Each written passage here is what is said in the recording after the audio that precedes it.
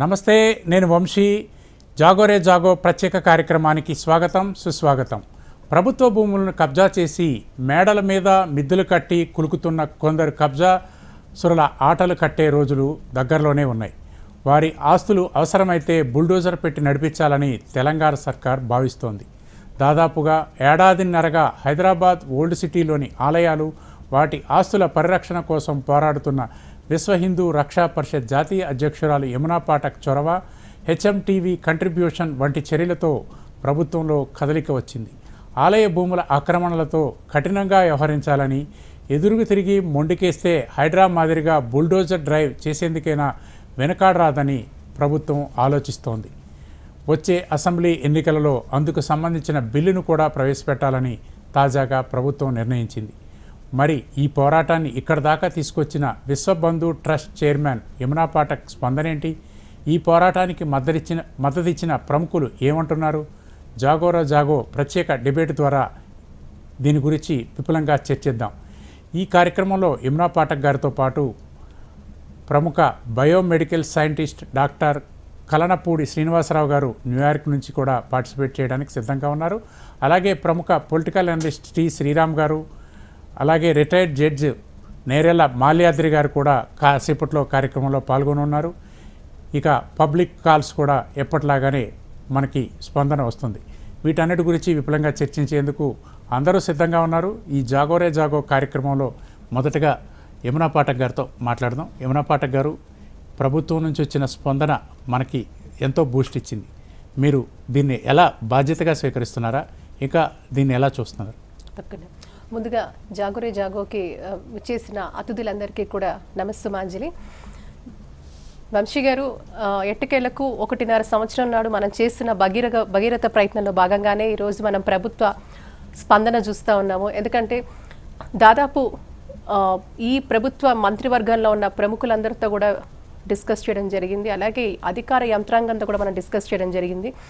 దాని యొక్క రిజల్టే మనం లాస్ట్ ఒక 5 రోజుల కిందట ఏదైతే ప్రభుత్వం మనకి ఎక్కడైతే ప్రభుత్వం నుంచి వచ్చిన మన సచివాలయం నుంచి నేరుగా వచ్చిన న్యూస్ చూసామో దాని మీద కూడా మనము అనేక మంది పెద్దల స్పందన కూడా అవునండి, ప్రభుత్వం పెద్దల నుంచి కూడా మనం చాలా మంది పెద్దలు వారి యొక్క స్పందన తెలియజేయడం చూస్తూ ఉన్నాము.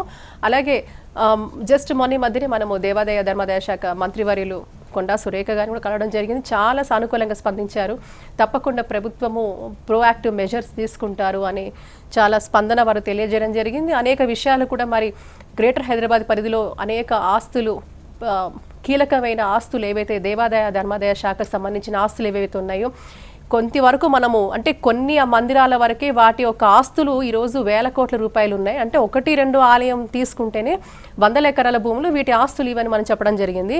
సో అలాంటి దాదాపు 21 ఆలయాల గురించి మనం ప్రభుత్వానికి చెప్తే అంటే ఈ కొన్ని ఆలయాలకి ఇన్ని ఆస్తులు అయితే మరి 21 ఆలయాలకి లక్షల కోట్ల ఆస్తుల విలువ చేసేది కేవలం గ్రేటర్ హైదరాబాద్ పరిధిలోనే ఉన్నాయని కూడా మనం చెప్పడం జరిగింది. ఈరోజు ప్రభుత్వం కూడా చాలా ప్రోయాక్టివ్గా మనం చెప్పే వాటి మీద కూడా డీటెయిల్డ్ రిప్రజెంటేషన్స్ కూడా అడిగారు. సో త్వరలోనే మనం అవన్నీ కూడా సంసిద్ధం చేస్తున్నాము. అనేక వరకు పూర్తిగా విశ్లేషణాత్మకంగా, వివరణాత్మకంగా కూడా ప్రభుత్వానికి డీటెయిల్డ్గా మనము అన్నీ కూడా ప్రభుత్వానికి చాలా తొందరలో సబ్మిట్ చేయబోతున్నాము. ఒక హోలిస్టిక్ అప్రోచ్తో, ఒక అద్భుతమైన మోడల్తో ప్రభుత్వం దగ్గర మనము ఈ యొక్క రిప్రజెంటేషన్ తీసుకెళ్ళబోతున్నామండి. చాలామంది ప్రముఖులు, ఉద్దండులు, చాలామంది ఇంటలెక్చువల్స్ కూడా దీంట్లో భాగమై మనకి వారి సూచనల రూపంలో ఇచ్చిన అనేక అంశాలు పొందుపరిచి ఒక హోలిస్టిక్ మోడల్, అంటే కేవలం ఆలయం అనగానే మనం ఏదో ఒక ఆధ్యాత్మిక మందిరం అనే కాకుండా ఇది ఒక హోలిస్టిక్ మోడల్తో దీని కనుక ప్రోయాక్టివ్గా ప్రభుత్వం తీసుకుంటే ఎంత మేలు జరుగుతుంది.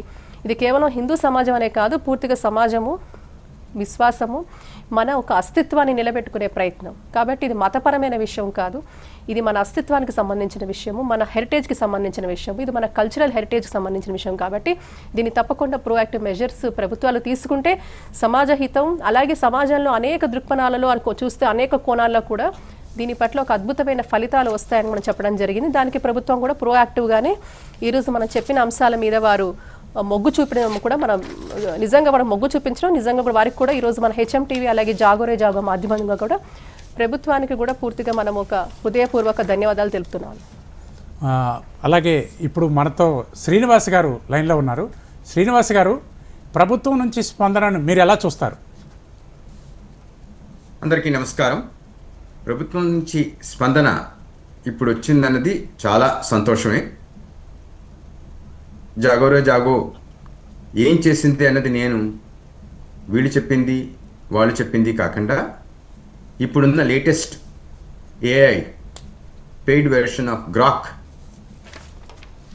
దాంట్లో చెక్ చేశాను. మీ జాగోరే జాగో కార్యక్రమం వివరాలు గ్రాక్ డేటాబేస్లో ఉన్నాయి. ఓ నైస్ నైస్, సంతోషం. Okay, thank you. అంటే దాని అర్థం ఏంటంటే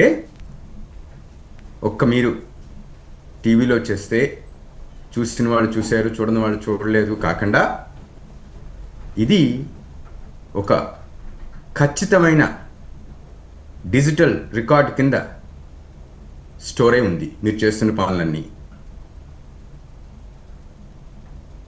అంటే మీరు ఏది చేసినా సరే దానికి ఖచ్చితమైన శాశ్వతమైన అందరికీ అందుబాటులో ఉండేలాంటి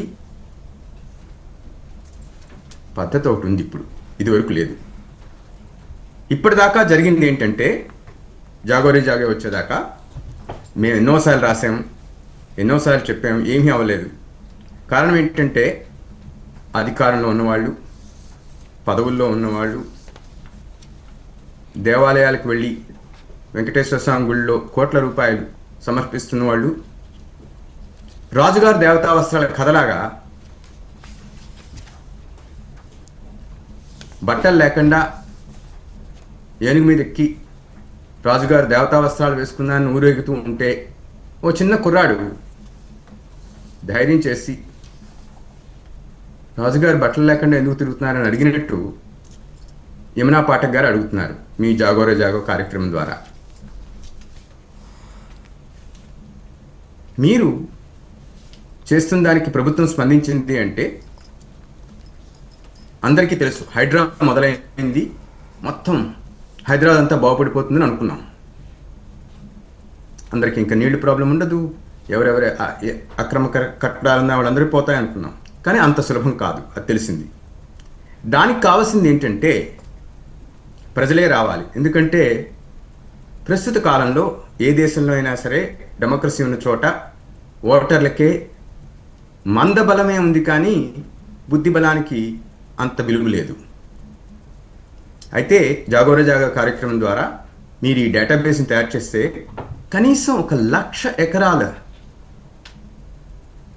అన్యాక్రాంతం అయిపోయినా, లేదంటే మిగతా వాళ్ళు వాడుతున్నవి, సరిగ్గా డబ్బులు రానివి, ఆ దేవాలయానికి సరిపోనివి ఉన్నాయి. అవి మీరు డేటాబేస్ చేసి పెట్టినట్టయితే ఎవరి ఊర్లో వాళ్ళు మాట్లాడడం మొదలు పెడితే అప్పుడు మీ జాగోరే జాగో కార్యక్రమం 2 రాష్ట్రాల్లోని ప్రతిరోజు ప్రతిధ్వనిస్తుంది. అది నా ఉద్దేశం.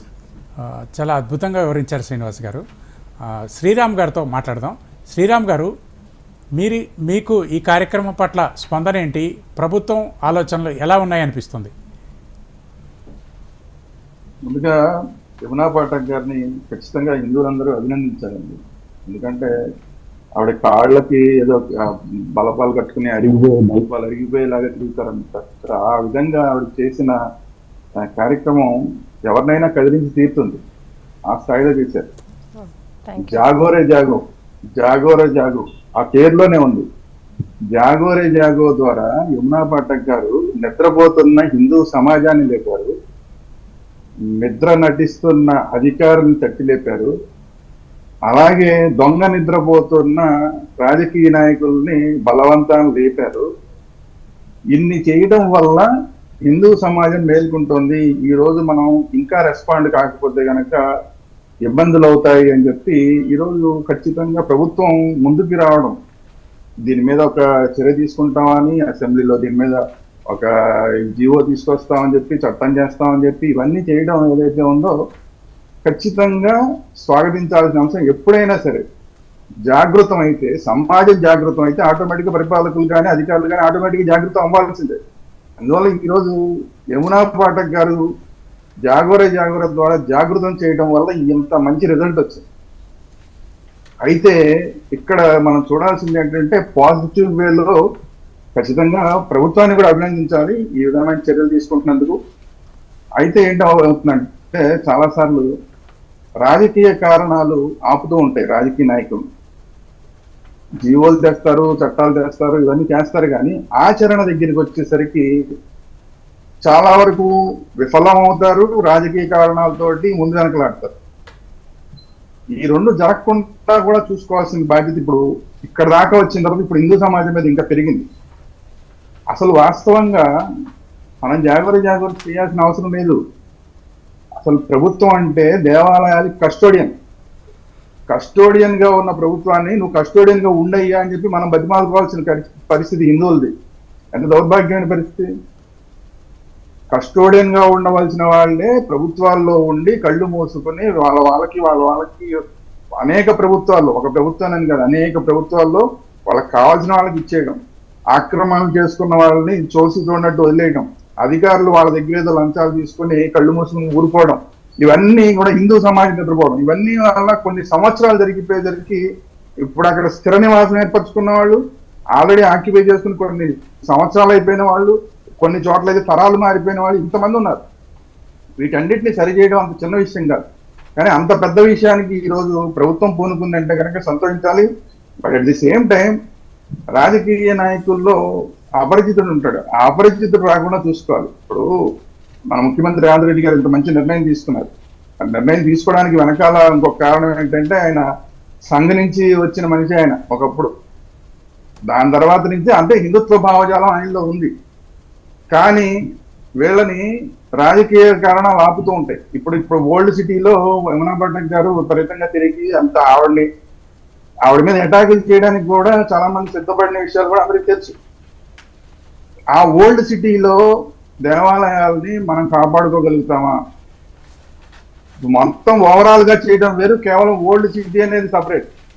ఇప్పుడు ఎక్కడో ఇప్పుడు హైడ్రా వచ్చింది. హైడ్రాలో భాగంగా కొన్ని చోట్ల ఆక్రమణలు ఏమైనా ఉంటే వాటిని తొలగించే కార్యక్రమం చేయొచ్చు, కొన్ని ఖాళీ చేయొచ్చు. కానీ ఓల్డ్ సిటీలో పరిస్థితి ఎంతవరకు చేయగలుగుతారు? ఎందుకంటే అక్కడికి వచ్చేసరికి వీళ్ళకి రాజకీయ కారణాలు ఇంకా పెరిగిపోతాయి.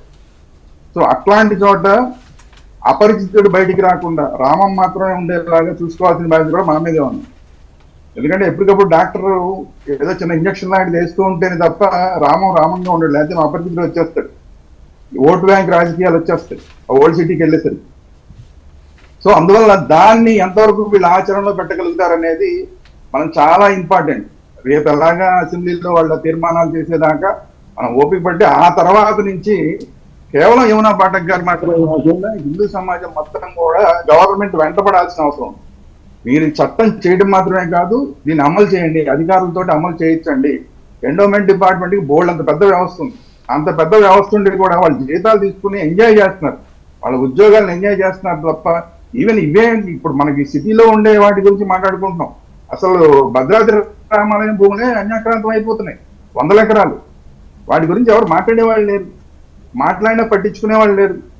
పక్క రాష్ట్రంతో ఇష్యూస్ ఉన్నాయి. మినిస్టర్ గారు వెళ్ళి జస్ట్ ఆ పక్క రాష్ట్ర మినిస్టర్ గారితో మాట్లాడాల్సిన అవసరం ఉంది. ఇవన్నీ కూడా చేయడానికి చొరవ చూపే వాళ్ళు లేరు. ఇప్పుడు సమస్య ఏంటంటే ఇప్పుడు మంత్రులైనా అధికారులైనా వాళ్ళు ఒక మంత్రి అయిన తర్వాత దాన్ని ఎంజాయ్ చేయడానికి లేదంటే దాన్ని నిలబెట్టుకోవడానికి వాళ్ళు తిప్పలు పడుతున్నారు. అధికారులు కూడా అదే పరిస్థితిలో ఉన్నారు. సో రామాలయానికి దిక్కు లేకపోతే చిన్న చిన్న ఆలయాల పరిస్థితి ఏంటి? సో అందువల్ల ఏంటంటే ఇదంతా చాలా ఒక విషస్ సర్కిల్. సో ఈ విషస్ సర్కిల్ ని భేదించే కార్యక్రమాన్ని పిల్లి మేళ ఎవరు గంట కడతారంటే యమునా పాఠక్ గారు కట్టారు. కట్టడం వల్ల ఈ రోజు ఖచ్చితంగా ఎవరైనా సరే పిల్లి మేళ గంట కడితే దానికి రిజల్ట్ ఖచ్చితంగా వచ్చి తీరుతుంది. జాగోరే అంటే ఆటోమేటిక్ గా నిద్రపోతున్న సమాజం ఖచ్చితంగా జాగృత అవుతుంది. ఆ ఘంటారం వినపడుతుంది సమాజానికి. ఆ సమాజంలోనే భాగం. సమాజంలో మీరు నేను హిందువులు మాత్రమే కాదు, అధికారులు కూడా దాంట్లో భాగమే, అందులో రాజకీయ నాయకులు అందులో భాగమే, మంత్రులు ముఖ్యమంత్రులు కూడా అందులో భాగమే. సో వాళ్ళందరికీ కూడా వినపడుతుంది. సో ఈ వినపడింది కాబట్టి, ఈ వినపడిన ఒక శుభవార్త మనందరికీ ఈ రోజు వచ్చింది కాబట్టి వీళ్ళు మళ్ళీ నిద్ర నటించకుండా వాళ్ళు ఏదైతే తీర్మానాలు చేశారో వాటిని అమలు చేసేలాగా చూసుకోవాల్సిన బాధ్యత ముఖ్యంగా హిందూ సమాజంతో పాటు ముఖ్యంగా మీడియా మీద ఉందండి. ఈరోజు హెచ్ఎంటీవీని ఖచ్చితంగా అభినందించాలి ఈ విషయంలో. ఎందుకంటే చాలా ఛానల్స్ ఉన్నాయి, కొన్ని 100 ఛానల్స్ ఉన్నాయి, కానీ ఎవరు దీనికోసం మేము ఉన్నాం మీ వెనకాలని చెప్పి వచ్చేవాళ్ళు తక్కువ. కానీ మీరు వచ్చి ఇంత దీంట్లో ఒక భాగస్వాములుగా మారి ఈ రోజు ఈ విజయంలో ఖచ్చితంగా హెచ్ఎంటీవీకి కూడా ఒక భాగం ఉంది. సో హెచ్ఎంటీవీని ఇప్పుడు యమునా పాఠం గారిని హెచ్ఎంటీవీని ఒక ఎగ్జాంపుల్ గా తీసుకుని మిగతా ఛానల్స్ కూడా ముఖ్యమంత్రి గారు రేపొద్దున అక్కడ తీర్మానాలు చేసిన అసెంబ్లీలో వాటిని అమలు జరిగేలాగా, అమలు జరగకపోతే ఎందుకు జరగట్లేదని ప్రశ్నించడంలో ముఖ్యంగా మీడియా కనుక ప్రధానమైన పాత్రను పోషిస్తే హిందూ సమాజం ఎప్పుడు ముందుకు వస్తుంది. కానీ హిందూ సమాజం వచ్చిన తర్వాత ఏమవుతుందంటే వీళ్ళ మీద కేసులు పెట్టడం కానీ, తొక్కేసే కార్యక్రమాలు చేయడం కానీ జరుగుతుండటం వల్ల సామాన్య హిందువులు వెనకడుగు వేస్తున్నారు.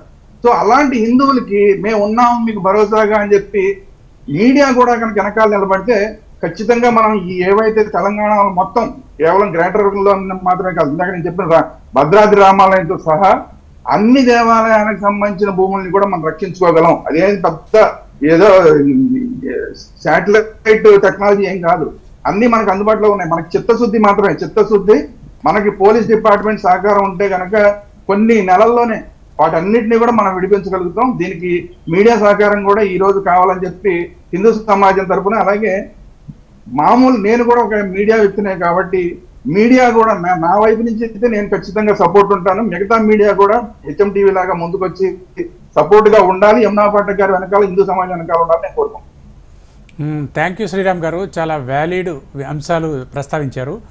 మీడియా ఖచ్చితంగా, ముఖ్యంగా హెచ్ఎంటీవీ ఇందుకు పూర్తిగా బాధ్యత తీసుకుంటుంది. యమునా పాఠక్ గారితో కలిపి ఉద్యమాన్ని ఇంకా ముందుకు తీసుకెళ్లే ప్రయత్నం చేస్తాం. ఇప్పుడు మనతో మాల్యాద్రి గారు ఉన్నారు. మాల్యాద్రి గారు, ఈ దేవాదాయ శాఖ ఒక చట్టం ఎండోమెంట్ 1987 చట్టాన్ని సవరణ చేయాలని ఒక నిర్ణయానికి వచ్చింది.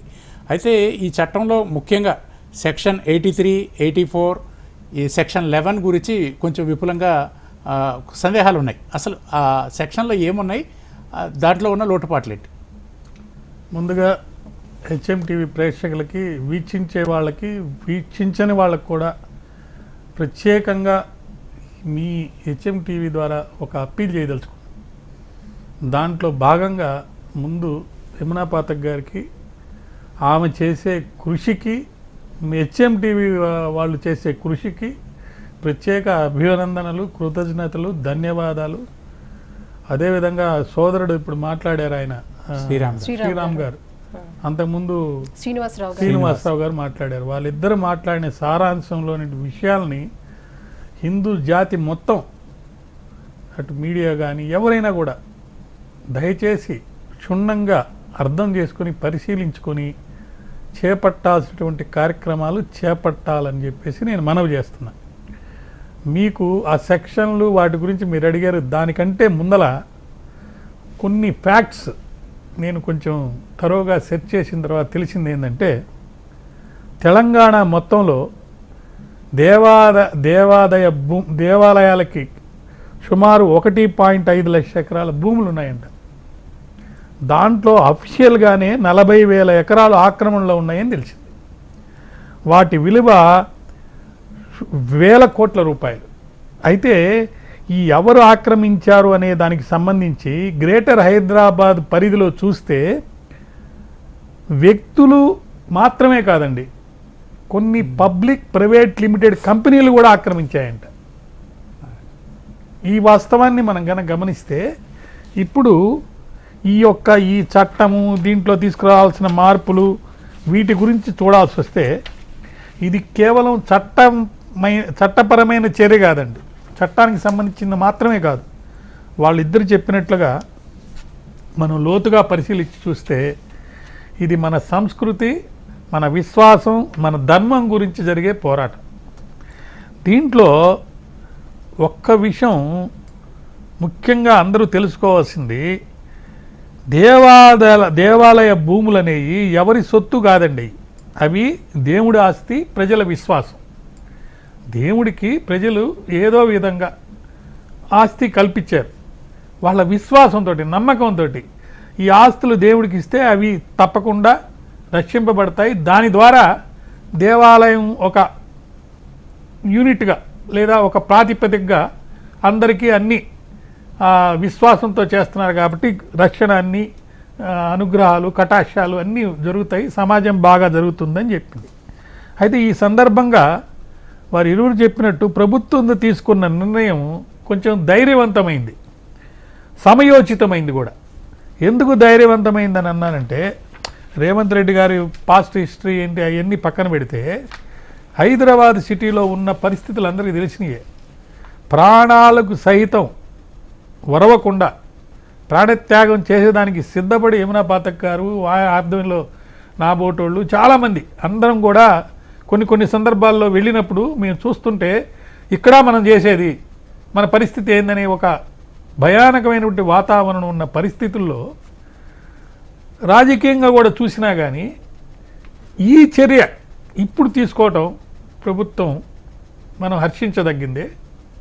అయితే ఇది ఎందుకు జరిగిందంటే వీళ్ళందరి పోరాటమే, వీళ్ళందరూ చేసే పోరాట ఫలితమే ఈ విధంగా జరిగింది.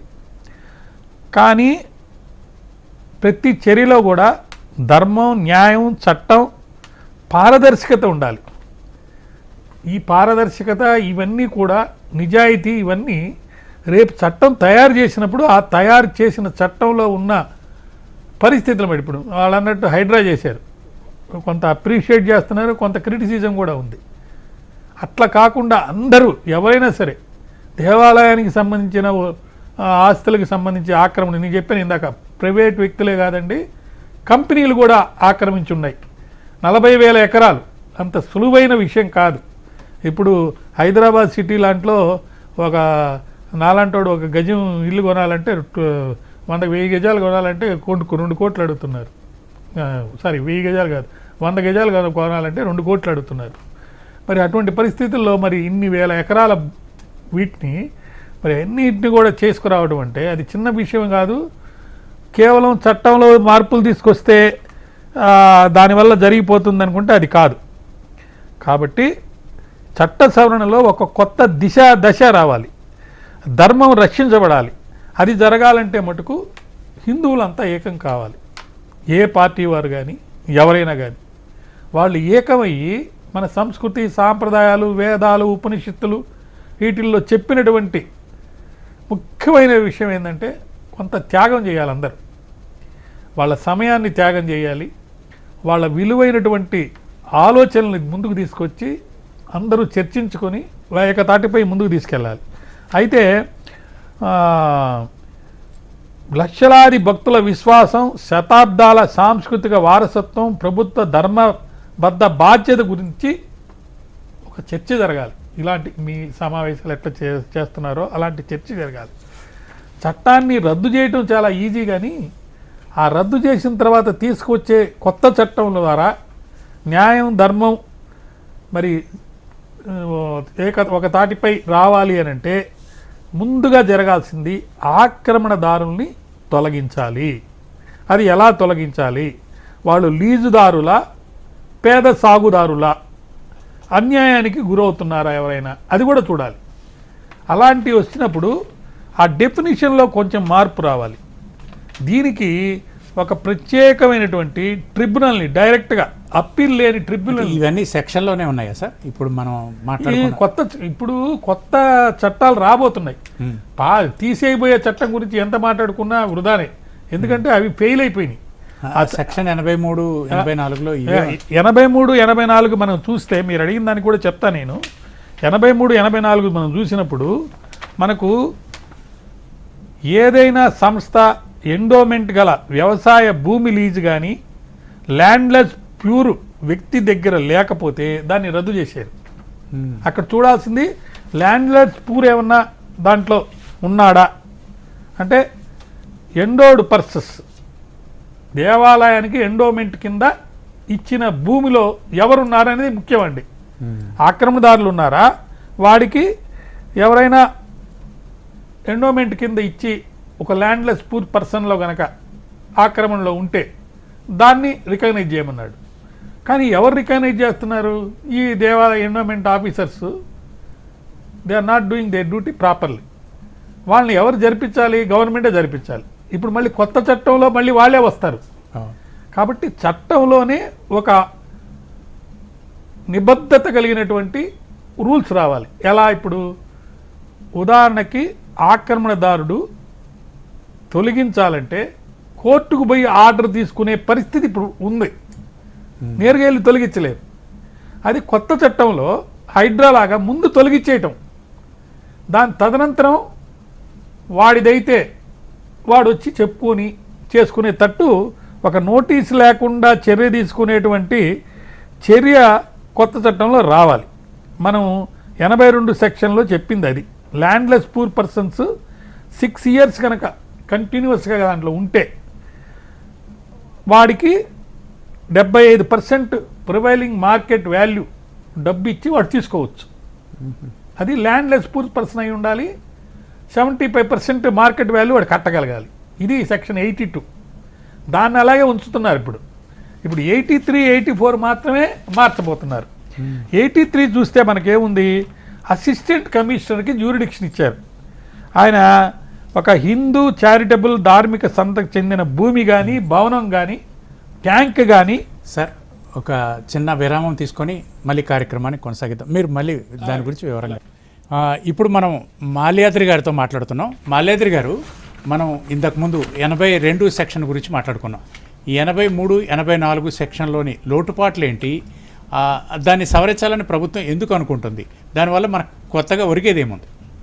82 గురించి మనం మాట్లాడుకున్నాం. 82 ఏం చెప్పాము, ల్యాండ్లెస్ పూర్ అయి ఉండి వాడు 75% డబ్బు కనుక కడితే ఆ భూమిలో వాడు కనుక ఆక్రమణ చేసి సుమారు ఎన్ని సంవత్సరాలు అంటే 6 ఇయర్స్ దాంట్లో ఉండుంటే వాడికి అది ఇచ్చేదానికి ఒక అవకాశాన్ని ఇచ్చారు. దాంట్లో ఉన్న లొసుకులు ఏంటంటే ల్యాండ్లెస్ పూర్ ఎవరు, వాడు 6 ఇయర్స్ ఉన్నాడా లేడా అవన్నీ తెలుసుకోవడంలో మళ్ళీ అదొక తీర్పు, దానికోసం టైం వేస్ట్ అంతా జరుగుతున్నది. ఇకపోతే ఇప్పుడు 83, 84 మీరు అడిగారు. 83లో చెప్పింది ఏంటంటే అసిస్టెంట్ కమిషనర్ అతనికి, అంటే ఎండోమెంట్ ఆఫీసర్, అసిస్టెంట్ కమిషనర్కి వాడు సొంతంగా కానీ ఎవరైనా ట్రస్టీ కంప్లైంట్ కానీ ఇస్తే ఎవరైనా సరే ఒక ల్యాండ్ ఎంక్రోచ్మెంట్ చేశారు అని కనుక ఉంటే అది ల్యాండ్ కానీ, బిల్డింగ్ కానీ, లేదా ట్యాంక్ కానీ, వెల్ కానీ, స్ప్రింగ్ కానీ, వాటర్ కోర్స్ కానీ, ఎనీ స్పేస్, అది దేవాలయ భూమి అయి ఉండొచ్చు, లేకపోతే దేవాలయ ఇన్స్టిట్యూషన్కి సంబంధించింది అయి ఉండొచ్చు. ఆ విషయాన్ని ట్రిబ్యునల్కి ఆయన తెలియజేయాలండి. ఆయన నాలెడ్జ్లో వచ్చింది 83 కింద తెలియజేయాలి ఫస్ట్. అప్పుడు ట్రిబ్యునల్ ప్రైమా ఫేసి కేసు చూసి నిజమే ఈయన ఇచ్చినటువంటి అసిస్టెంట్ కమిషనర్ ఇచ్చినటువంటి రిపోర్ట్లో ఉన్న వాస్తవాలు చూస్తే ఇక్కడ ఎంక్రోచ్మెంట్ జరిగింది అని భావిస్తే అప్పుడు ఆయన నోటీస్ పంపిస్తాడు ఎంక్రోచర్కి. ఆ నోటీస్ పంపించి ఏం చేస్తాడు ఆయన, ఈ పర్టికులర్స్ అంతా రాస్తాడు. ఏమండి, ఇది దేవాలయ భూమి, మీరు దీంట్లో ఎలా ఉన్నారు, మీరు ఆక్రమణదారులు, మీరు వెంటనే మీకు ఎందుకు మిమ్మల్ని మీ దీంట్లో నుంచి తీసేయకూడదు అని చెప్పి ఒక నోటీస్, షోకాజ్ నోటీస్ అంటాం మేము దాన్ని. అప్పుడు ఆయన వచ్చి సరైన సమాధానం చెప్పుకోకపోతే వెంటనే రిమూవ్ చేయండి అని 83 చెప్తుంది. అది 83వ సెక్షన్ చెప్పేది. 84వ సెక్షన్ ఏం చెప్తుంది, చక్కగా చూస్తే మనం 83 చూసినప్పుడు మనకు ఒకటి అర్థమయ్యేది ఏంటంటే ఖచ్చితంగా 83ని మిస్యూజ్ చేస్తూ వచ్చారు. అసిస్టెంట్ కమిషనర్కి రిపోర్టు పోవటము లేదు, ఆ అసిస్టెంట్ కమిషనరు ట్రిబ్యునల్కి రిపోర్ట్ ఇవ్వటం లేదు. ట్రిబ్యునల్కి పోతే ఏం చేస్తున్నారు, ట్రిబ్యునల్లోనే ఏళ్ల తరబడి వాయిదాల మీద వాయిదాలు జరగటం, దాని మీద మళ్ళీ అప్పీల్కి వెళ్ళటం, ఆక్రమణదారులు అలాగే కొనసాగించడం. ఒకవేళ అతన్ని తీసేయమని చెప్పి ఫైనల్ తీర్పు వచ్చినా కొత్తవాడు వచ్చి చేరతారు దాంట్లో, వేరే వాడు వచ్చి మళ్ళీ సేమ్ కథ. అట్లే ఈ పరిస్థితి మనం కనుక చూస్తే మనకు చట్ట ప్రకారం ఈ 83, 84 తొలగిస్తే తప్ప ఆక్రమణదారులను గుర్తించడం కానీ, వాడికి నోటీస్ ఇవ్వడం కానీ, ఈ ప్రొసీజర్ అంతా ఫాలో అవుతూ ఉంటే ఏళ్ల తరబడి వృధా అయిపోతుంది సమయం. ఈ సమయం వృధా కాకుండా ఈ సెక్షన్ ఇప్పుడు చట్టంలో మార్పు తీసుకొచ్చి హైడ్రా ద్వారా లేకపోతే పోలీసుల ద్వారా మొట్టమొదటి కార్యక్రమం ఏంటంటే రక్షణ కల్పించడం. ఎవరికి రక్షణ, భూములకి ఆస్తులకి మాత్రమే కాదండి, ఎండోమెంట్ ఆఫీసర్లకు కూడా. అంటే ఎవరైతే చర్య తీసుకోబోతున్నారో వాళ్ళకు కూడా రక్షణ కల్పించడం. అయితే కబ్జా కోర్లు 1000 ఎకరాలు 1000 కోట్ల విలువైన భూముల్ని వెనక్కి తీసుకొని వచ్చే పరిస్థితి ఉందా అంటే చాలా కష్టమైన పనే. కనీసం ఇప్పుడున్న మిగతా భూములు 1,50,000 ఎకరాల్లో ఈ 40,000 ఎకరాలు పక్కన పెడితే ఆ 1,10,000 ఎకరాలైనా రక్షణ కల్పించాలి ఫస్ట్.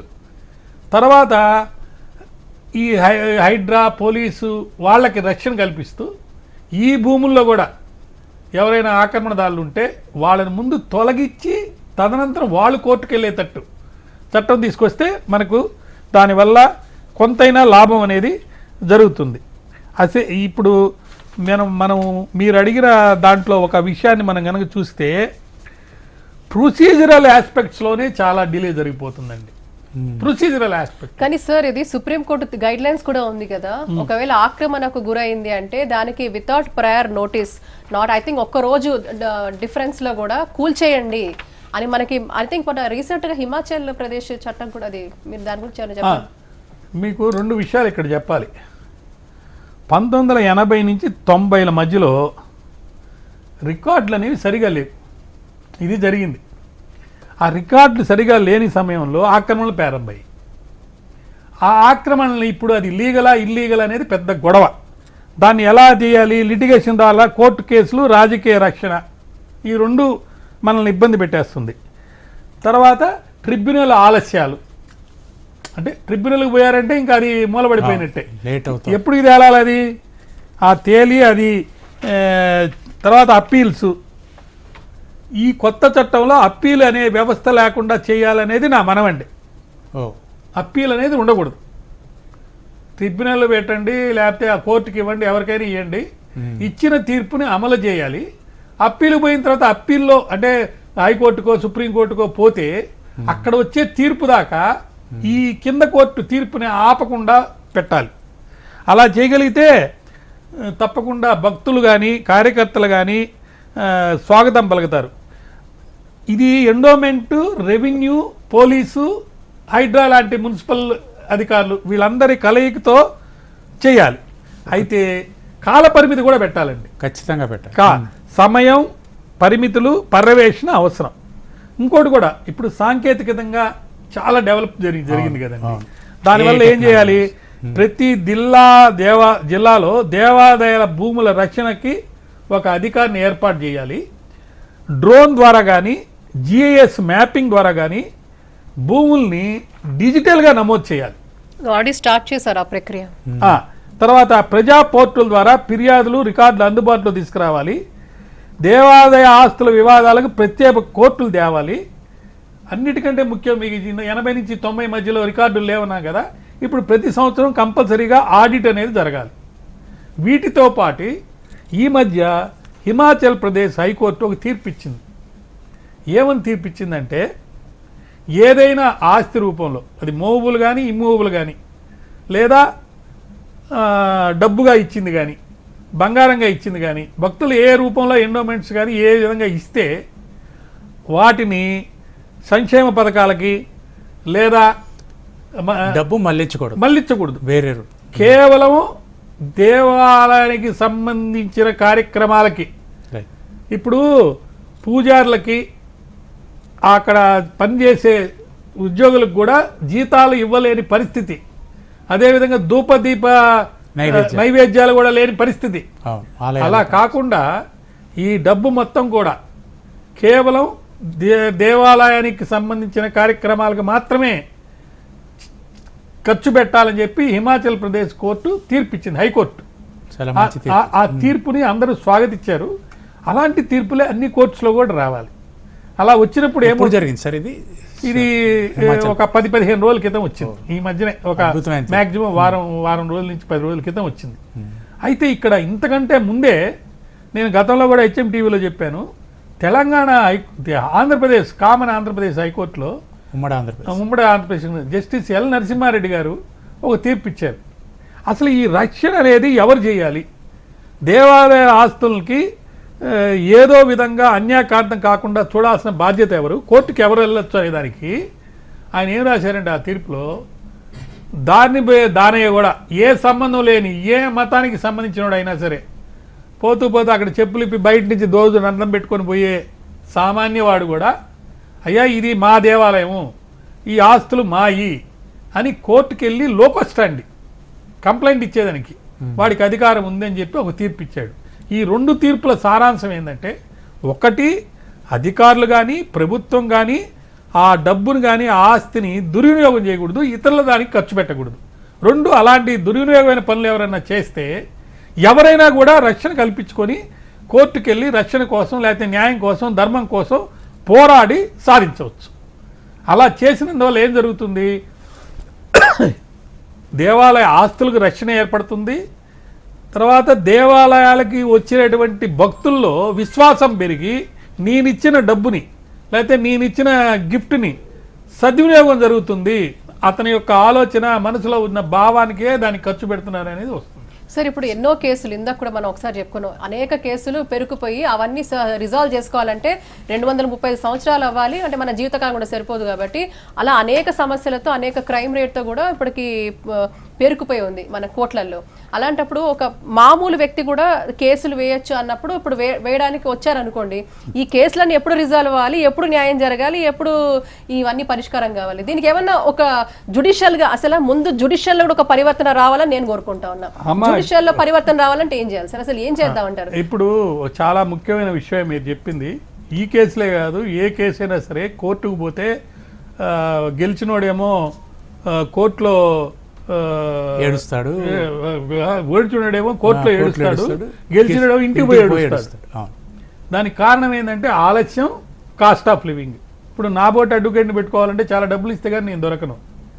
ఇంకొక అడ్వకేట్ ఉంటాడు చిన్నవాడు, అటువంటి వాడిని పెట్టుకుంటే అతనిలో సమర్థత ఉన్నా కానీ చేయలేక అనేక కారణాల వల్ల ఆలస్యము, ఓడిపోవడం కూడా జరుగుతుంది. కాబట్టి ఇక్కడ ఏం జరుగుతుంది, వ్యవస్థలోని ఈమె అడిగినట్టు మార్పులు రావాలి. ఇప్పుడున్న సెంట్రల్ గవర్నమెంట్ మార్పు రావాలి. ఇప్పుడున్న సెంట్రల్ గవర్నమెంట్ కానీ లేకపోతే అధికారంలో ఉన్న అన్ని ప్రభుత్వాలు కూడా జ్యుడిషియరీ మీద ఒక ప్రత్యేకమైనటువంటి అభిప్రాయంతో, మంచి అభిప్రాయంతో అన్ని రకాల వసతులు, అన్ని రకాలైనటువంటి సహాయాలు, ఫండ్స్ కూడా ఇస్తున్నారు. త్వరితగతిన న్యాయాన్ని అందించడానికి అన్ని కేసుల్లో జరుగుతుంది. అయితే ఈ ప్రత్యేకంగా ఈ దేవాలయ ఆస్తులకు సంబంధించిన కేసులకు సంబంధించి ఒక డైరెక్షన్ ఏదన్నా ఉంటే ఇన్ని రోజుల లోపల తీర్పు ఇవ్వాలి, ఇన్ని రోజుల లోపల చేయాలి అనేది ఒకటి. తర్వాత మధ్యంతర ఉత్తర్వులు, అంటే ఇప్పుడు మెయిన్ కేసు ఒక 10-15 ఏళ్ళు జరుగుతుంది అనుకోండి, ఈ లోపల మధ్యంతర ఉత్తర్వులు ఇచ్చేదానికి ప్రతి కోర్టుకి అధికారం ఉంటుంది. కాబట్టి ఖచ్చితంగా మధ్యంతర ఉత్తర్వుల్లో ఎవరి దగ్గర ఎవరైనా ఆక్రమణలో ఉంటే వాడు నెలకింతని డబ్బు కట్టి ఆక్రమణని తీర్పిచ్చేంత వరకు కొనసాగించవచ్చు అనేటువంటి తీర్పు కనుక వస్తే అప్పుడు మధ్యంతర ఉత్తర్వుల వల్ల త్వరితగతిన న్యాయం జరుగుతుంది. అదొకటి. ఇంకోటి ఏంటి, ఇప్పుడు వీడియో రికార్డింగ్ ద్వారా కోర్టుల్లో సాక్ష్యాన్ని రికార్డ్ చేయొచ్చు అని చెప్పారు. వీడియోలు కూడా సాక్ష్య కింద తీసుకున్నారు. అంతేకాకుండా ఇన్ని రోజుల లోపల కేసులు తీర్పు ఇవ్వాలని కూడా కొత్త చట్టాలు వచ్చినాయి. తర్వాత కోర్టుల్లో అనేక రకాలైనటువంటి కొత్త మిషనరీస్. మేడం, ఇప్పుడు మనకి విశ్వ హిందూ రక్షా పరిషత్ అంతర్జాతీయ అధ్యక్షులు గోపాల్ రాయ్ గారు మనతో ఉన్నారు. వారిని అడిగి, గోపాల్ రాయ్ గారు तेलंगाना हैदराबाद के पुराने शहर में पिछले 1.5 साल से विश्व हिंदू रक्षा परिषद की राष्ट्रीय महिला अध्यक्ष श्रीमती यमुना पाठक जी के नेतृत्व में मंदिर की भूमि पर हो रहे अवैध कब्जों के खिलाफ एक सतत आंदोलन चलाया जा रहा है। यमुना पाठक जी द्वारा चलाए गए इस आंदोलन को HMTV का पूरा सहयोग मिला और तेलंगाना के कई साधु संतों, विद्वानों, इतिहासकारों एवं पूर्व न्यायाधीश और समाज सेवियों ने भी इसमें भाग लिया। इन सबकी मेहनत से अब अच्छे नतीजे सामने आए हैं। तेलंगाना सरकार ने अब तय किया है कि आने वाले विधानसभा सत्र में मंदिर भूमि संरक्षक विधेयक लाया जाएगा। यह कानून आंध्र प्रदेश एंडोमेंट एक्ट 1987 की धारा 83 और 84 में बदलाव करेगा, जिससे मंदिरों और धार्मिक संस्थाओं की जमीनों पर हो रहे अवैध कब्जे खत्म किए जा सकेंगे। हम तेलंगाना सरकार के इस साहसिक निर्णय की सराहना करते हैं और आशा करते हैं कि यह विधेयक सनातन धर्म, हिंदू धर्म, मंदिर संरक्षण के पक्ष में न्यायपूर्ण एवं दृढ़ परिणाम लेकर आएगा। धन्यवाद। థ్యాంక్ యూ గోపాల్ రాయ్ గారు, మీరు మీ విలువైన సమయాన్ని కేటాయించి యమునా పాఠక్ గారి గురించి, ఆమె ఉద్యమ స్ఫూర్తి గురించి చాలా అద్భుతంగా వివరించారు. యమునా పాఠక్ గారు, మీరు ఇంతమందిని దేశమంతా కదిలించగలుగుతున్నారు. ఈ ఉద్యమం స్ఫూర్తి మీకు ఎక్కడి నుంచి వచ్చింది, ఎలా సాధ్యమైంది, మీ మోటో ఏంటి?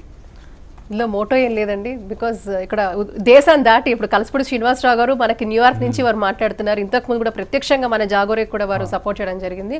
సో ఇది దేశ రాష్ట్రాలు దాటి ఈరోజు హైదరాబాద్ పట్టణం దాటి రాష్ట్రాలు దాటి దేశం దాటి విదేశాల్లో కూడా అనేక మంది పెద్దలు వాళ్ళ సూచనలు మనం తీసుకొని ముందుకు వెళ్తా ఉన్నాం. అనేక బెస్ట్ ప్రాక్టీసెస్ భాషలకు అతీతంగా, ప్రాంతాలకు అతీతంగా డెఫినెట్ గా ఇంతకు ముందు కూడా మనం వారు ఇచ్చిన నివేదికను యాక్చువల్ గా మనం అమెరికాలో గత 2 దశాబ్దాలుగా కూడా గుడుల నిర్మాణం ఏ రకంగా జరిగింది, అక్కడ అందులో పారదర్శకత ఏ రకంగా ఉంది, ఈరోజు ఒక ఫింగర్ టిప్స్లో ఒక మనం టైప్ చేయగానే పూర్తిగా కూడా ఇక్కడ ఏ ఆలయానికి ఎంత డబ్బు వస్తుంది, ఆ డబ్బుని ఎలా వినియోగిస్తున్నారు, ఎటువంటి కార్యక్రమాలు చేస్తున్నారు, ఎంత ఆదాయం వస్తుంది అనేది ప్రతిదీ కూడా ఎక్స్పెండిచర్ కానివ్వండి, వారు ఖర్చు పెట్టే విధానం కానివ్వండి, విత్ ఆడిట్ స్టేట్మెంట్స్ అన్నీ కూడా. అంటే విదేశాల్లో ఉన్న ఆలయ పరిస్థితి కూడా మనం ఈరోజు చూసుకునే పరిస్థితి. కానీ ఈరోజు దుస్థితి ఏంటంటే ఇక్కడ మన రాష్ట్రాలలో ఇటువంటి పద్ధతి ఎప్పుడు అవలంబించలేరు. ఈరోజు కూడా మీరు చూడండి, టైప్ చేసి చూడండి, 4-5 ఆలయాలు ఎప్పుడు మన తెలంగాణ తీసుకుంటే యాదాద్రి నరసింహస్వామి క్షేత్రము, లేకపోతే మనకి కేసరగుట్ట క్షేత్రం, లేకపోతే కొన్ని క్షేత్రాల మాత్రమే మాట్లాడతాం. కానీ మన తెలంగాణ రాష్ట్రం తీసుకున్నా, ఆంధ్రప్రదేశ్ రాష్ట్రం తీసుకున్నా, ఆంధ్రప్రదేశ్ అంటే కీలకంగా మనం అందరం వాడేది తిరుపతి గురించి మాట్లాడుతూ ఉంటాం. కానీ సింహాచలం ల్యాండ్స్ కూడా. అభినందించడానికి విశాఖ నుంచి కాచాయని గారు లైన్లో ఉన్నారు. కాచాయని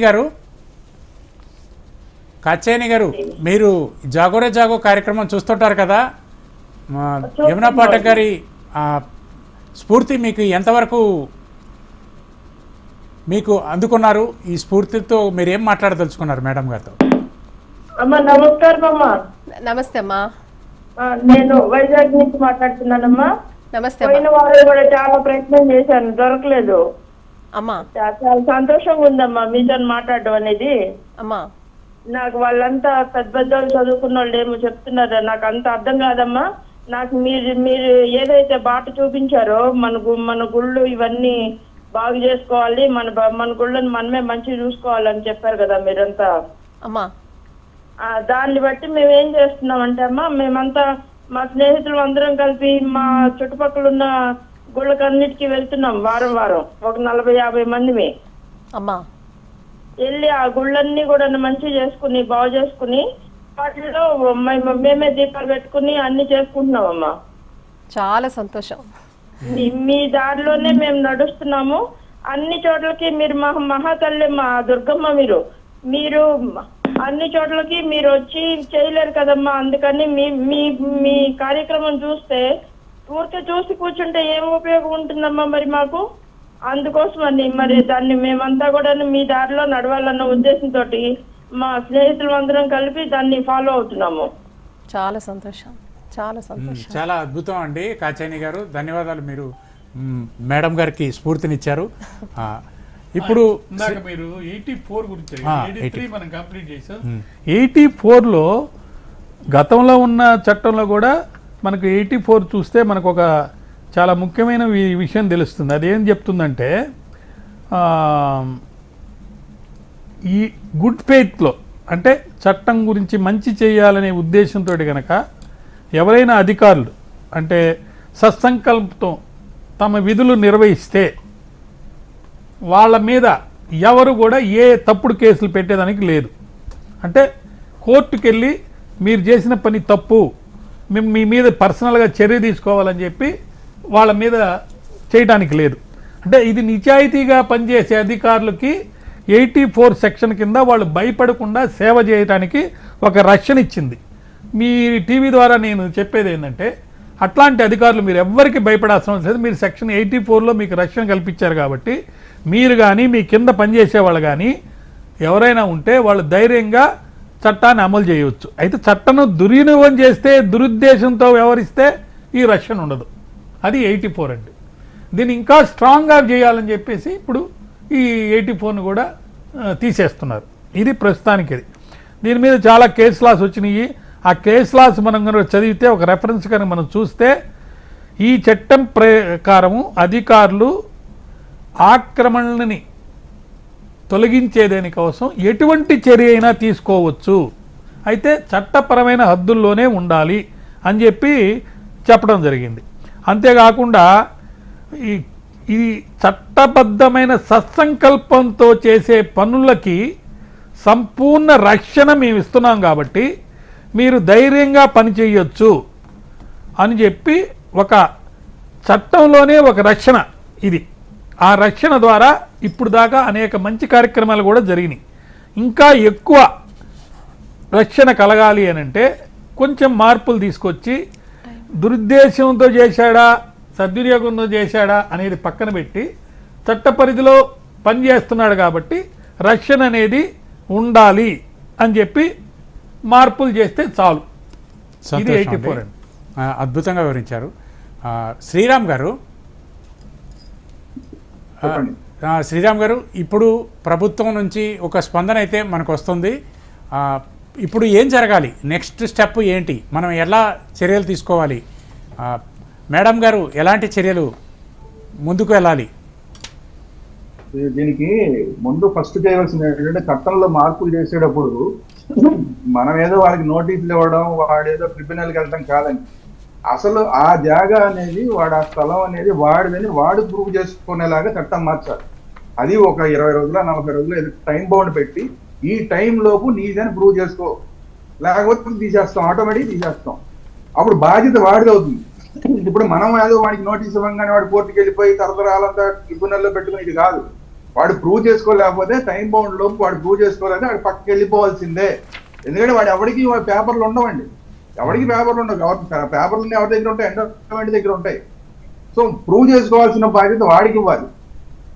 అట్ ది సేమ్ టైం దీనికి ఇప్పుడు 84 గురించి ఏది చెప్పారో దాంట్లో లాగా ఏదో అధికారులు ఏదో ఎవరు వెళ్ళారు వాళ్ళని ఏదో ఎవరిని అంటారేమో అని భయం కాదండి. దీనికి ఒక సపరేట్ వ్యవస్థ, ఇప్పుడు హైడ్రాని ఎలాగ పెట్టారో మిగతా పోలీస్ వ్యవస్థ లేదంటే ఎంక్రోచ్మెంట్ వ్యవస్థ అన్నీ ఉన్నాయి, కానీ హైడ్రాని ఎందుకు సపరేట్ పెట్టారు? అట్లా ఒక సపరేట్ ఎండోమెంట్స్ కి సంబంధించిన ల్యాండ్స్ అన్నింటిలో కూడా ఎంక్రోచ్మెంట్ తొలగించడానికి ఒక ఐపీఎస్ ఆఫీసర్ ఆధ్వర్యంలోనే ఒక వ్యవస్థను పెట్టాలి. దానికి టాంపా అని సజెస్ట్ చేసామండి. Temple assets protection and monitoring agency అని మనము వాళ్ళకి సజెస్ట్ చేసాం. మనము రిప్రజెంటేషన్. అయితే ఇందులో నేను చెప్పదలుచుకుంది ఏంటంటే వీళ్ళకి ఎండోమెంట్స్ తో సంబంధం ఉండకూడదు, ఎండోమెంట్స్ అధికారులకి వీళ్ళకి లింక్ ఉండకూడదు. వీళ్ళ పని ఓన్లీ ఎంక్రోచ్మెంట్ తొలగించడం మాత్రమే వీళ్ళ పని ఉండాలి. లేదంటే కనుక మళ్ళీ ఈవోలు వీళ్ళు ఈ కొమ్మక్కైపోవడాలు మనకంతా చరిత్ర అంతా తెలిసిందే కదా. అట్లా లేకుండా వీళ్ళు ఓన్లీ ఎంక్రోచ్మెంట్ తొలగించడం మాత్రమే. ఏదైతే ఎండోమెంట్స్ గుర్తించిందో ఆ దేవాలయానికి సంబంధించిన ఏవైతే భూములు ఉన్నాయో వీళ్ళు ఆ భూముల దగ్గరికి వెళ్ళడం, కరెక్ట్ గా ఉన్నాయా లేదా చూడటం, ఎంక్రోచ్మెంట్ ఉంటే తొలగించడం, ఇది ఒక్కటే పని ఉండాలి తప్ప దేవాలయ వ్యవస్థతోటి రాజకీయ వ్యవస్థతోటి వీళ్ళకి సంబంధం లేకుండా ఇండివిజువల్ గా దీన్ని ఏర్పాటు చేయాలి. అంటే మనకి సిబిఐ వ్యవస్థ ఉందో అలాగే ఒక వ్యవస్థని ఇండివిజువల్ గా పనిచేసే ఇలాంటి ఒక వ్యవస్థను చేస్తేనే ఇది చేయగలం. లేకపోతే ఇందాక మన మిత్రులు లాయర్ గారు అనుకుంటా బహుశా చెప్పారు 40 ఎకరాలు ముందు ఈ 40 ఎకరాలు పక్కన పెట్టండి, మిగతా 1,00,000 ఎకరాలు తీసుకోవాలి. 40 ఎకరాలు ఎందుకు? 40 కాదండి, 40,000 ఎకరాలు. అది కూడా మందే. 40,000 ఒక్క గజం కూడా వదలడానికి లేదు. 40,000 ఎకరాలు సొమ్ము ఒక్క గజం కూడా వదలడానికి. అంటే నేను ఏమంటున్నానంటే అలాంటి వ్యవస్థని మనం కనుక తీసుకొస్తే ఇప్పుడు ఏదైతే కంపెనీలు ఉన్నాయో ఆ కంపెనీల వాళ్ళు కూడా చచ్చినట్టు పక్కకి పోవాల్సిందే. ఇండివిజువల్ గా చాలా అద్భుతంగా వివరించారండి సార్. ఇప్పుడు ఉదాహరణకి చెప్తా, బండల శివగారు హైదరాబాద్ నుంచి ఫోన్ లైన్ లో ఉన్నారండి. శివగారు, శివగారు, మీరు ఈ జాగోరా జాగో కార్యక్రమం చూస్తూనే ఉన్నారు కదా, దీని గురించి మీ స్పందన ఏంటి? సార్, ఈ జాగోరే జాగో కార్యక్రమం అనేది 1.5 year నుంచి నేను ఫాలో అవుతున్నాను సార్. యమునా పాఠక్ గారు ఇన్ని నెలల నుంచి పడుతున్న ఈ కష్టానికి శ్రమకి నాకున్న ఒక సంతోషం ఏంటి అంటే ఇప్పుడు కాంగ్రెస్ ప్రభుత్వం అనేది కొంచెం మంచిగా రెస్పాండ్ అవుతుంది, కొన్ని చేంజెస్ తీసుకొస్తుంది, సపోర్ట్ చేస్తుంది అనేది. కానీ ఏంటంటే అది ఇంకా కంటిన్యూ అవ్వటం, అది జస్ట్ మాటల్లో చెప్పటం కాకుండా అది చేసి చూపించటం, యమునా గారికి కంప్లీట్ గా దీనిలో సపోర్ట్ చేయటం, ఈ దేవాలయాల గురించి, హిందూ ధర్మం కోసం యమునా గారు పడుతున్న కష్టము, ఆవిడ పడుతున్న తపన అనేది అది సక్సెస్ఫుల్ గా కంప్లీట్ గా సాగాలి, అది ఇంకా ఎన్నో ఇయర్స్ కంటిన్యూ అవ్వాలి అనేది మా అందరి ఆలోచన కూడా. అండ్ ఎప్పటికైనా యమునా గారికి సెల్యూట్ సార్. ఎంతో మంది వచ్చారు పోయారు అనేటట్టు ఉన్నారు, ఏదో కొన్ని రోజులు చూపించుకోవటానికి. కానీ నిజంగా గ్రౌండ్ వర్క్ లో దిగి నుంచొని అక్కడికి వెళ్ళి పని చేసి చూపించి అక్కడ ఎవరైనా ల్యాండ్స్ ని సీజ్ చేపించడం అన్నా, కన్స్ట్రక్షన్స్ ని ఆపించడం అన్నా ఇవన్నీ అందరి తరం కాదండి. సో అంత పట్టుదలతో నుంచొని, అండ్ రీసెంట్లీ మాకు థ్రెట్ కాల్స్ వస్తున్నాయని కూడా విన్నాము యమున గారికి. మేమందరం ఆవిడతో ఉన్నాము అనే ఒక ధైర్యం చెప్దాము అనే ఫోన్ చేశాను నేను. ఆవిడకి ఏం కాదు, మేము ఎన్నో వేల మంది ఆవిడతో పాటు వెనకాల నడవటానికి రెడీగా ఉన్నాము అనేది చెప్దామని అనుకుంటున్నాను అంతే. థ్యాంక్ యూ సో మచ్ అండి. Thank you so much. Thank you sir. Srinivas గారు, మీరు చివరగా చెప్పండి, మనకి ఇంకా ఈ సెక్షన్ 83, 84 మార్పు జరుగుతుంది అనేది అసెంబ్లీ సెషన్లో తెలుస్తుంది. నెక్స్ట్ ఏం జరగాలి, ఏం జరిగితే మన హిందువులంతా ఏకమవుతారు, మనం అనుకున్న లక్ష్యాలను ఎలా సాధించుకోగలుగుతాం? ప్రస్తుతం ఉన్న పరిస్థితుల్లో ఏ దేశంలోనైనా సరే చట్టాల వల్ల పనులు జరగవు. ఇలాంటి పనులు జరగాలి అంటే ధర్మం ఒక్కటే నిలబెట్టగలదు. మీరు ఎన్ని చట్టాలు చేసినా సరే చట్టపరంగానే ల్యాండ్లెస్ పూర్కి ఈ దేవాలయ భూములు ఇవ్వాలి అని చేశారంటే పెద్ద పెద్ద రాజకీయ నాయకులు కూడా ల్యాండ్లెస్ పూరే అవుతారు పేపర్ మీద. కాబట్టి ముందు మీరు జాగోరే జాగో అన్నది టీవీలో పెట్టారు కాబట్టి మీరు టీవీలోనే ఒక ధర్మగంట అని పెట్టండి. 24 గంటలు ప్రపంచంలో ఎక్కడున్న వాళ్ళైనా అక్కడికి వచ్చి మేము దీన్ని సపోర్ట్ చేస్తామని చెప్పడానికి వీలుగా ఒక గంట, ధర్మగంట ఏర్పాటు చేయండి. అది నా మొదటి ఆలోచన. రెండో ఆలోచన ఏంటంటే, లాయర్ గారు, శ్రీరామ్ గారు, రకరకాల వాళ్ళు ఎన్ని చట్టాల్లో ఉన్న మెలకువలు చూసి ఇవన్నీ చెప్పినా సరే వాటికంటే ముఖ్యమైనది ఏంటంటే ఎండోమెంట్ కమిషనర్, ఎండోమెంట్ శాఖలో ఉన్న మినిస్టర్ దగ్గర నుంచి ఐఏఎస్, ఐపీఎస్ ఆఫీసర్లు ఎంతమంది ఉన్నారో ఒక లిస్టు వేసి వాళ్ళ భూములు ఆక్రమించబడితే ఏం చేస్తారని మీరు ఒక టీవీ కార్యక్రమం పెట్టండి. వాళ్ళ భూములు ఆక్రమించబడితే ఏం చేస్తారో ఆ పద్ధతుల్ని వాడితే అన్ని దేవాలయ భూములు బయటకు వస్తాయి. Great sir, nice sir. మూడో విషయం, ఆఖరి విషయం ఏంటంటే, ఎన్నో దేవాలయాలు ఉన్నాయన్నా గత 5 ఏళ్లగా ఈ దేవాలయాలు పాడవడానికి కారణం అటు రాజకీయ నాయకులు కాదు, ఎండోమెంట్ కమిషన్ కాదు, కమిషనర్ కాదు, చట్టాలు కాదు, ప్రజలే. ఎందుకంటే కొన్ని వందల దేవాలయాల్లోని దీపం పెట్టడానికి కూడా అక్కడున్న మనుషులు వెళ్ళట్లేదు. కొన్ని వందల వేద పాఠశాలలు ఉన్నాయంటారు. నేను కొన్నింటిని చూశాను. ప్రతి వేద పాఠశాలలో ఉన్న కుర్రాడు వెళ్ళి ఓ దీపం పెట్టేలాంటి కార్యక్రమం ఏదో ఉండాలి. వాటికి మ్యాప్ కూడా తయారు చేస్తాం. 1800 ముందు, అంటే ఏది పడితే అది రోడ్డు మీద కట్టే దేవాలయాలు కాకుండా 1800 ముందు ఉన్నవే 150 గొప్ప దేవాలయాలు ఉన్నాయి. అంటే కొన్ని వేల ఏళ్ళగా ఈ నేల మీద, ఆంధ్రప్రదేశ్ అవ్వచ్చు, తెలంగాణ అవ్వచ్చు, ఇండియాలో ఎక్కడైనా సరే ఎంతో శక్తివంతమైన ఆలోచన ఉన్న మనుషులు ఉన్నారని చెప్పడానికి దేవాలయం ఒక చిహ్నం. దేవాలయం లేని చోట అంత శక్తివంతమైన వాళ్ళు ఉన్నారని చెప్పడానికి అవకాశం లేదు కొన్ని వేల ఏళ్ల క్రితం. కాబట్టి ఈ 3 విషయాల్లోని మొదటిది ధర్మగంట మీరు ఏర్పాటు చేయడం, రెండోది ఈ ల్యాండ్లెస్ పూర్కి ఇవ్వాలి, ఇలాంటి ఓటు కార్యక్రమాలని కూడా మీరు ఖండించాలి. ఎందుకంటే అది చాలా చాలా పెద్ద తప్పు. ల్యాండ్లెస్ పూర్కి దేవాలయాల భూములు ఇవ్వాలన్నది మొదలు పెడితే దేవాలయాలకి ఎక్కడ ఉండదు. అందరు ల్యాండ్లెస్ పూరి ఈ చట్టం తెలియ కూరుకున్నారు కానీ వెళ్ళి ఆక్రమించుతారు. అప్పుడు వాళ్ళని తొలగించడం కష్టం. ఆఖరిగా మీరు కమిషనర్ దగ్గర నుంచి ఇందులో ఉన్న ముఖ్యులందరినీ పిలిచి, లేదా ఒక మాక్ అంటారు, మాక్ కోర్ట్ చేస్తారు. ఆ మాక్ కోర్టులో చేసినట్టే ఇక్కడ మీరు వాళ్ళ భూములు ఆక్యుపై అయితే ఏం చేస్తారో అన్నది వాళ్ళ చేత చెప్పించండి. చాలా అద్భుతంగా వివరించారండి శ్రీనివాస్ గారు. శ్రీరామ్ గారు, చివరిగా 1 నిమిషంలో చెప్పండి, ఏం జరగాలని కోరుకుంటున్నారు? ఇప్పుడు అసలు కబ్జా చేసే వాళ్ళలో ప్రభుత్వమే పెద్ద కబ్జాదారండి. మీకు తెలిస్తే ఇప్పుడు ఆ సింహాచలం భూములని తీసుకెళ్లి ప్రైవేట్ కంపెనీకి ఇచ్చేస్తున్నారు తెలుసా? ఇప్పుడు అవును. సింహాచలం భూముల్ని ప్రైవేట్ గవర్నమెంట్ Already ఇచ్చేస్తుంది ప్రభుత్వాన్ని, ప్రైవేట్ వాళ్ళకి. ఇప్పుడు గూగుల్ అని డబ్బాలు కొడుతున్నారు, వచ్చిందని వైజాగ్ వచ్చింది, దానికి ఇచ్చే భూములు ఎవరు అనుకుంటారు? మొత్తం సింహాచలం భూములు. సింహాచలం. ఇప్పుడు అది కాకుండా ఆంధ్రప్రదేశ్ ప్రభుత్వం ఇంకో చట్టం తీసుకొచ్చింది. అదేంటంటే దేవాలయ భూములు మన సిటీల్లో ఉన్న భూములు ఏవైనా సరే లాంగ్ లీజ్కి ఇచ్చేయచ్చంట. లీజ్కి ఇవ్వడమే తప్పు అసలు. లాంగ్ లీజ్ అంటే 90 ఏళ్ళు 99 ఏళ్ళు పెట్టి మన తరం వెళ్ళిపోతుంది. అంటే ప్రభుత్వ కబ్జాదా అంతకన్నా పెద్ద దొంగ ఎవరండి? ప్రభుత్వాలే పెద్ద దొంగలు. కాబట్టి ప్రభుత్వం అనేది చిత్తశుద్ధితో పనిచేయాలి. చట్టం చేయడం వేరు, ఆచరణ వేరు. ఇప్పుడు ఆచరణ ఇది అసలు కస్టోడియన్ నూరా బాబు అని చెప్పి మనం ప్రభుత్వానికి తీసుకెళ్ళి ఇస్తే వాళ్ళు లీజుకి ఇచ్చుకోవడం, ఆ లీజు మనం ఇచ్చుకోలేమా? హిందువులు మనం చేసుకోలేమా? దేవాలయాలను అందుకనే ప్రభుత్వం నుంచి అసలు హిందువులకు అప్పచెప్పేయమని అందరూ కోరేది. అది జరగట్లేదు కాబట్టి మనం ఇన్ని బాధలు పడాల్సి వస్తుంది. వాళ్ళని బతిమాలుకుని ఇళ్ళ బతిమాలుకుని. కాబట్టి ముఖ్యంగా ప్రభుత్వాలు నిధులకు ఇచ్చే కార్యక్రమాలు మానేయాలి. ధార్మికమైన కార్యక్రమాల కోసమే దేవాలయ భూముల్ని వాడాలి.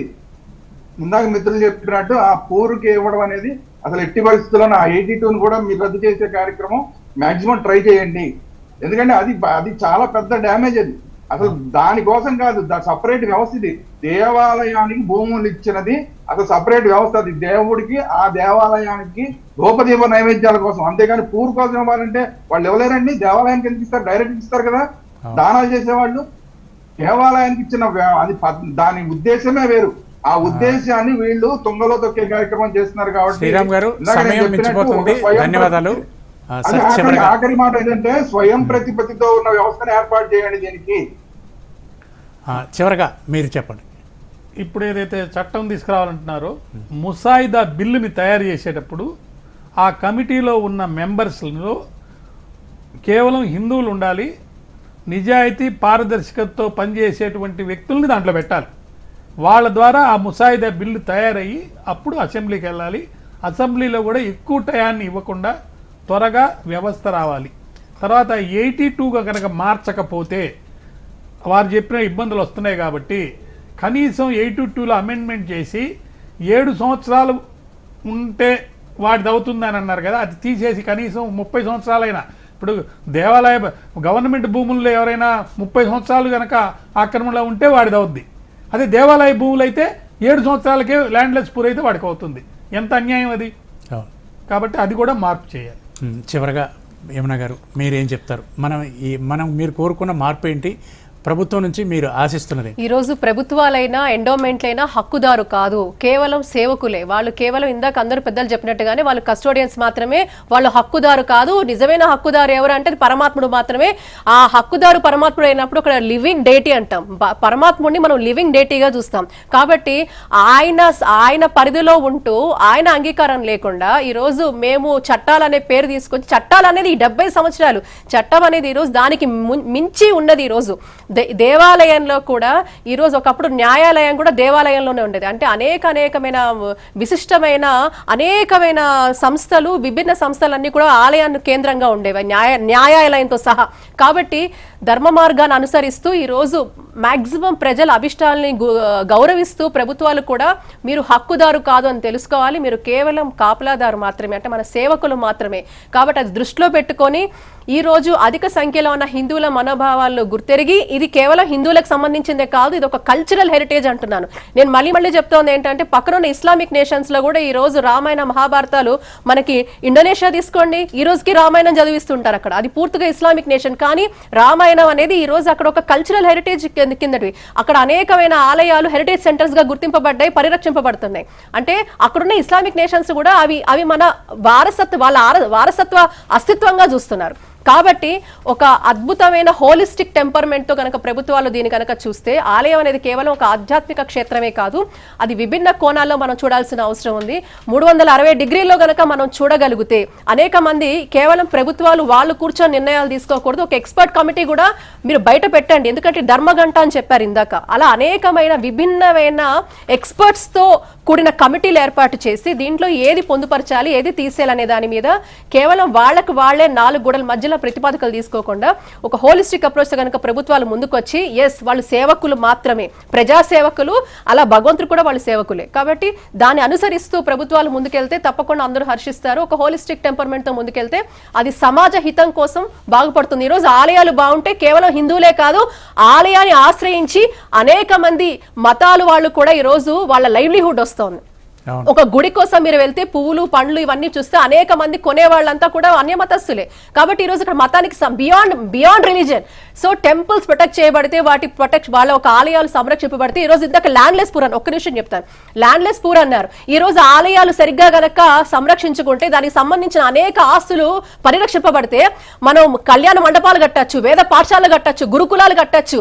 అదే ఆలయానికి అనుసంధానం చేసుకుని అనేకమైన ప్రజాహిత కార్యక్రమాలు జోడిస్తూ పొందుపరుచుకుంటూ వాటిని చక్కగా ప్రొటెక్ట్ చేసుకుంటూ ఒకప్పుడు ఎలాంటి ఆలయ సంస్కృతిలో విభిన్నమైన ఎలాంటివైతే ఉన్నాయో అవన్నిటిని మళ్ళీ ఇంటిగ్రేట్ చేసుకుంటూ ఒక హోలిస్టిక్ గా ఒక ఇంటిగ్రేటెడ్ సిస్టమ్ ని మనం క్రియేట్ చేయొచ్చు. కాబట్టి ఇవన్నీ దృష్టిలో పెట్టుకొని అవన్నీ మళ్ళీ పూర్ అంటే ఎవరైతే బడుగు బలహీన వర్గాలకు సంబంధించిన వాళ్ళు ఉన్నారో వాళ్ళందరికీ కూడా ఉపాధి దొరుకుతుంది, లైవ్లీహుడ్ ఉంటుంది, చదువు ఉంటుంది, సంస్కారం ఉంటుంది, వేద విజ్ఞానం ఉంటుంది, ఉపాధి ఉంటుంది, అన్నిటికీ మించి ఇవన్నీ కూడా జరుగుతాయి. కాబట్టి ఆలయం బాగుంటే కేవలం హిందువులే కాదు అందరూ సర్వమత సమ్మేళనంగా ఒక సొసైటీ అభివృద్ధి పదంలోకి వెళ్లే అవకాశం ఉంటుంది. కాబట్టి ప్రభుత్వాలు ఈ కోణంలో ఆలోచించడం మొదలు పెడితే కబ్జాలు ఉండవు, మీరు అనుకుంటున్న ప్రజాహిత కార్యక్రమాలు కూడా జరుగుతాయి. కాబట్టి అది మనకి ఇలా సెక్షన్లు కూడా అవసరం లేదు. ఎందుకంటే ఆలయం ఉన్నదే అందరినీ సంరక్షించుకొని అందరినీ ముందుకు తీసుకెళ్లి సమాజ హితం కోసం ముందుకెళ్లే దానికి ఆలయం పాటుపడుతుంది. కాబట్టి ఇలాంటి అర్థం పర్థం లేని సెక్షన్లు రద్దు చేసి పూర్తిగా తీసేసి ఆలయ ఆస్తులు పరిరక్షించి అక్కడున్న హక్కుదారుడైన భగవంతుడిని కొలిచి సమాజ హితం కోసం ప్రభుత్వాలు, అధికారులు, ప్రజలు, భక్తులు అందరూ అన్నిటికి అతీతంగా భాష, ప్రాంతం, మతానికి అతీతంగా ఆలయాలను సంరక్షించుకోవాలనేది నేను ఈరోజు జాగోరే జాగో మాధ్యమంగా కోరుతున్నాను. ఆధ్యాత్మిక పునరుద్ధరణ జరుగుతుంది అలా చేస్తే. చాలా అద్భుతంగా వివరించారండి. ఈ కార్యక్రమంలో పాల్గొన్న శ్రీనివాస్ గారికి, శ్రీరామ్ గారికి, నేరెళ్ళ మాల్యాద్రి గారికి, యమునా పాఠక్ గారికి అందరికీ పేరు పేరున ధన్యవాదాలు. ఇది ఇవాళ జాగోరే జాగో కార్యక్రమం. మరో కార్యక్రమంలో మళ్ళీ కలుద్దాం. అంతవరకు సెలవు.